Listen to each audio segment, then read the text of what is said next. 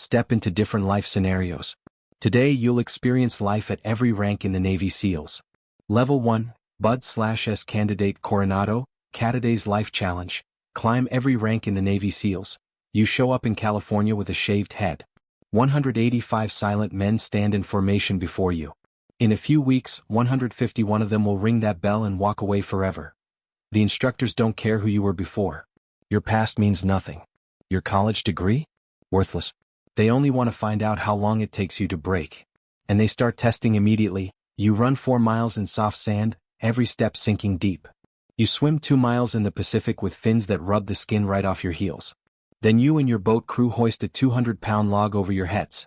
First rule here. One messes up, everyone pays.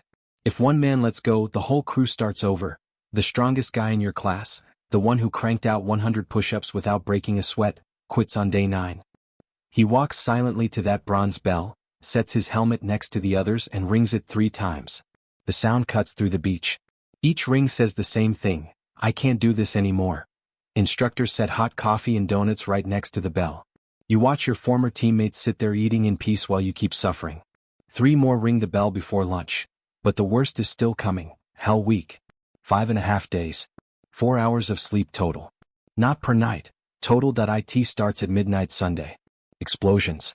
Ice-cold fire hoses. Instructors screaming conflicting orders for 132 straight hours. You never stop moving. You run over 200 miles. You carry that boat on your head until your scalp bleeds. You sit in the January Pacific shaking so hard people think you're seizing. By Wednesday you're hallucinating. Your teammates talk to people who aren't there. 75% of your class quits during Hell Week. But you don't. Not because you're stronger than the ones who left. Some were tougher, faster, smarter. They quit because their brain told them to stop, and they listened. You just kept going. That's the only difference. There's no celebration. All you proved is that you won't quit. And here? That just means you passed the easiest test. You haven't earned anything yet. Level 2, E4 Seaman New SLU Survive BUD/S.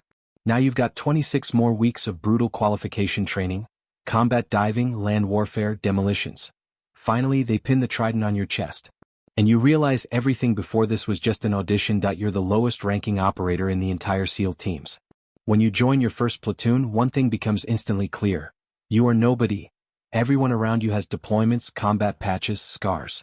So your job is simple: carry the heaviest gear. Clean guns that aren't yours. Shut up and learn. Your platoon is run by a Master Chief with 10+ years of combat experience. At first you think the guys are exaggerating when they say he can read the terrain. Then one night he hears a dog barking at a distant compound and says, "Only one dog there." Seconds later, automatic weapons fire erupts. Then comes your first 6-month deployment. Night raids. Breaching doors at 2 a.m. sitting on rooftops for hours listening to gunfire below. Your first firefight lasts 11 minutes. When it's over, your hands shake for an hour. Your team leader sees it and says nothing. He shook too his first time, but no one stays a rookie forever. Sooner or later you'll have to make the call. Cover the door. Drag a wounded teammate out. Decide who goes first into that dark room. Level 3, E5 Petty Officer 2nd Class Combat Operator. 2 deployments later, you've got the rhythm down. 18 months of training for every 6-month deployment. Thousands of rounds downrange every week until reloading is pure muscle memory. You pick your specialty, the skill that becomes your identity in the platoon. You become the breacher. The guy who opens the door. Sometimes with C4, sometimes with a ram, sometimes with a shotgun loaded with slugs. You learn exactly how much explosive it takes to blow a lock without killing everyone on the other side. It depends on the door, the frame, the distance. Get it wrong and someone dies. Your 3rd deployment changes you forever.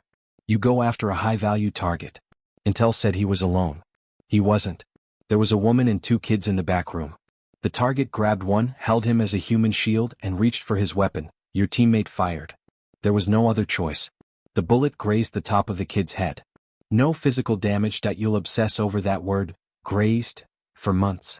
Like it can erase what almost happened. After that, deployments blur together. Different countries, different languages, same missions.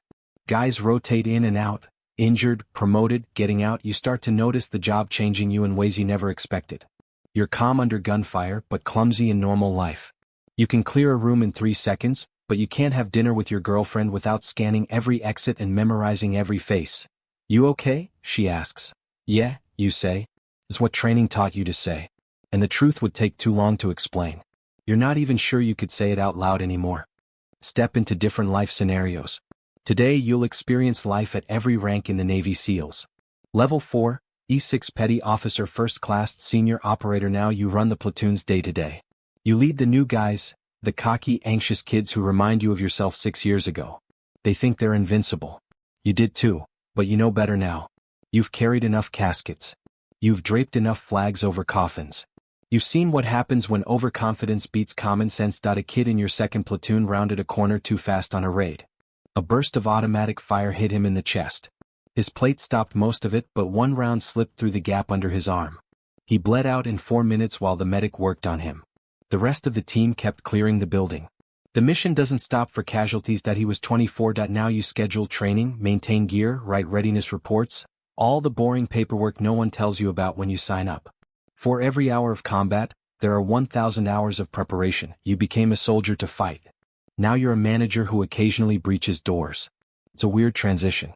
But you get it now. That preparation is what keeps your guys alive. Teams that cut corners lose men. Your body is falling apart. Thousands of jumps have destroyed your knees. Years of carrying 80-pound rucksacks have wrecked your back. A close-range detonation took most of the hearing in your left ear. You wrap your ankles, pop ibuprofen like candy, and tell the doc you're fine. The doc knows everyone lies. Level 5, E7 Chief Petty Officer Platoon Chief. This is the most important rank in the SEAL teams. Officers plan the missions. Chiefs make them actually happen. You directly lead 16 men. Your platoon commander is a 26-year-old lieutenant, 4 years younger than you with 10 years less combat experience. He graduated from Annapolis. Smart, motivated, but never been shot at. Your job: turn his plans into reality. Keep everyone alive. And never make him feel like you're actually running his platoon. Even though you are, when his tactical plan would walk your guys into crossfire, you quietly adjust it. Listen, sir, you say low. Lieutenants who don't listen to their chiefs end up on the news for all the wrong reasons. You get the deployment that defines your career. A night raid on a bomb maker who'd killed 14 Americans in 6 months. Good intel, solid plan. Everything still goes wrong. The entrance is barricaded. First breach fails. The target fires through the walls. One of your guys takes a round to the leg, nicking his femoral artery. You drag him to cover, tighten the tourniquet while he screams. You call QRF, keep directing the assault while bullets punch through the drywall around you. The target is killed. Your guy survives after 8 months of rehab. The mission is deemed a success. You write the after-action report on the helicopter ride back, blood still crusted on your gloves. No one outside a tiny classified circle will ever read it. And that makes it heavier. Not because it's secret, but because the world will never know what happened that night. What it cost. Level 6, the in-between rank marriage. This isn't an official rank. It's the life that happens between deployments. The part they never show in recruiting videos. Your marriage ends on your 5th deployment. She calls it irreconcilable differences. The difference is, you leave for 6 months at a time, and every time you come back you're a little less the man she married. Every deployment strips away a little more of the civilian you. Replaces it with sharp edges. You wake up at 3 a.m. standing in your backyard, scanning the trees for threats that don't exist in suburban Virginia Beach. You have 2 kids, 8 and 11. Your son stopped asking when you're coming home. He just counts the days on the fridge calendar. Your daughter drew a family portrait at school. You're not in it. Not because she forgot. The teacher told them to draw the people who live in their house. You don't live there. Not really. You keep that drawing in your locker. You look at it before every deployment. That pain is worse than any bullet wound. You've been shot in 7 countries. Nothing has ever hurt like knowing you're a stranger in your own daughter's life. Nearly 90% of SEAL marriages end in divorce. The ones that last either got lucky or married someone extraordinary. The rest have ex-wives, child support checks, and phone calls that always end with someone crying. This is the real cost. It doesn't show up on any medal citation or promotion board, but it breaks more SEALs than combat ever will. You can train to survive bullets. You can't train to survive loneliness. Level 7, E8 Senior Chief Petty Officer. Fewer than 2,500 people in the entire Navy hold this rank. Even fewer in the SEALs. A board of Master Chiefs reviewed every evaluation, every deployment, every medal, and every mistake in your 20-year career. And they picked you. Most never make it here.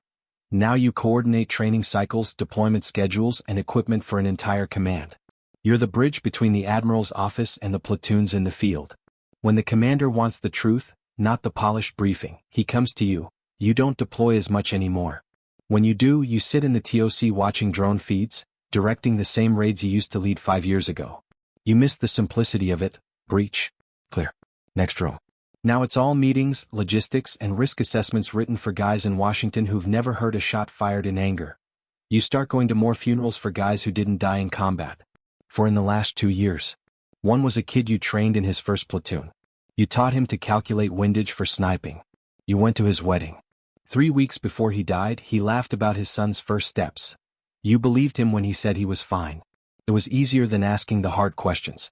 The ones you're afraid to ask because you're scared of what the answer will make you do. At the funeral, his mother looks at you like you're the one to blame. You have no answers. You just show up. That's what chiefs do. Step into different life scenarios. Today you'll experience life at every rank in the Navy SEALs. Level 8, E9 Master Chief Petty Officer Command Master Chief. This is the highest enlisted rank in the Navy. You advise a rear admiral. You are the voice for every single sailor in your command. You sit in meetings at the Pentagon, watching people who've never worn body armor make life or death decisions. You testify before Congress, choosing your words carefully, honest but strategically incomplete. That's how the game is played at this level. You sign condolence letters. You review after-action reports. You draw the line between acceptable risk and recklessness. You sit in living rooms with Gold Star families, looking at photos of the men you sent into harm's way. Sometimes a mother will ask, "Did he suffer?" You say, "No." You don't always know if it's the truth. Your body is a laundry list of injuries. 2 knee replacements. A spinal fusion. Constant tinnitus that means you haven't heard silence in 15 years. A titanium shoulder from a fast rope accident on your 8th deployment. 25 years in. 2 marriages. The first ended because of the job. The second survived because she's a nurse. She understands that broken people don't need to be fixed. When the nightmares come, she doesn't ask what you saw.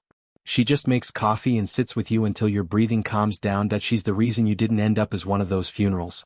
You know that. You just don't say it enough. Level 9, the Trident retirement. You hang it up. The ceremony is small. A team room at NSWC Virginia Beach. 50 people. No politicians, no generals, no press. Just operators and chiefs. The guys who walked through the same fire with you. The commander reads your citation. Dry, technical language describing 28 years of service. 11 deployments, 9 combat tours, a Silver Star for dragging a wounded teammate 400 meters through enemy fire. It doesn't mention that you got shot doing it. You didn't even notice until the adrenaline wore off. They frame your trident, your rank insignia, your patches, your challenge coins. They put your entire life behind a piece of glass. You move to a house on the ocean. You've spent your whole adult life around the water. You don't know how to live without the sound of waves. You take a contractor job that pays 3 times what the military did. It's fine. But nothing will ever be the same. Your body still wakes you up at 5 a.m. 28 years of muscle memory doesn't understand retirement. You run slower now with knee braces.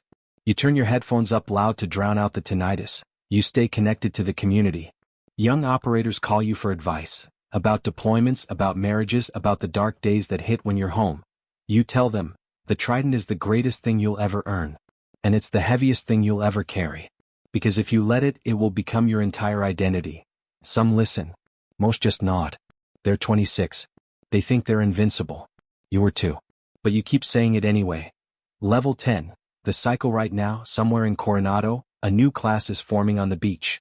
180 candidates shivering in the pre-dawn dark, staring at that bronze bell they swear they'll never ring. That they've seen the movies. They've read the books. They dream of the Trident. They have no idea what it costs. They don't know about the 2 a.m. breaches, about the split-second decisions that haunt your dreams for decades. They don't know about the failed marriages, about the kids who draw family portraits without you. They don't know about the funerals for friends who survived the war but not the peace. They don't know about the VA waiting rooms, the titanium joints, the tinnitus that never stops. They don't know about standing in your backyard at 3 a.m., looking for enemies that aren't there. They don't know that the Trident pin will become heavier than your body armor, heavier than your rucksack, heavier than the wounded teammate you carried to the helicopter. All they know is that they won't quit. 180 hearts. 180 souls. All convinced they're different. All convinced they'll make it. Most won't. In the weeks ahead, that bell will ring hundreds of times. The line will get shorter. The beach will empty. The ones who stay, 34, 30, 28, the ones who refuse to ring that bell, they'll earn their tridents. They'll become the most elite warriors on the planet, that they'll also become strangers to the people who love them. Ghosts in their own lives, carrying secrets they can never tell. Their bodies will break decades before they should, and somewhere, a new class will be lining up on that beach, ready to start the cycle all over again.